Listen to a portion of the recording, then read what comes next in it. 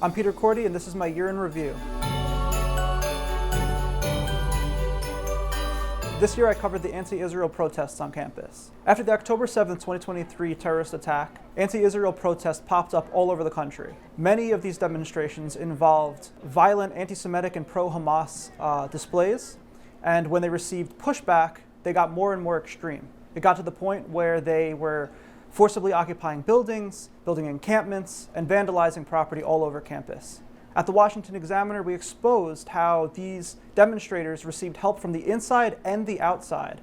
One example was when, at the University of Pennsylvania, a Democratic state congressman tipped off the encampment members as to when the police were going to sweep the encampment so that they could hide their sharps, power tools, and anything else they didn't want the police to find.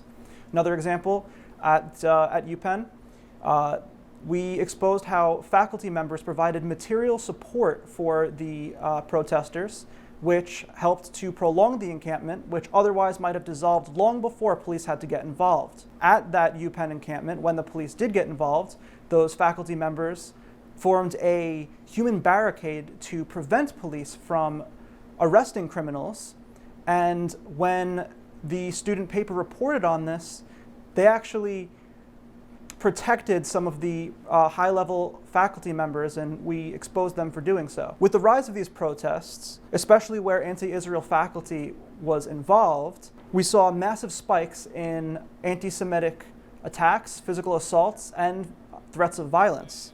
Widespread anti-Semitism prompted hundreds of civil rights complaints and lawsuits, which in turn resulted in over 100 investigations by the Department of Education, and what they found did not look good for universities. One egregious case was at the University of Michigan, where the Department of Education looked into over 70 anti-Semitic harassment claims that were made, and it turned out that the school had looked into virtually none of them.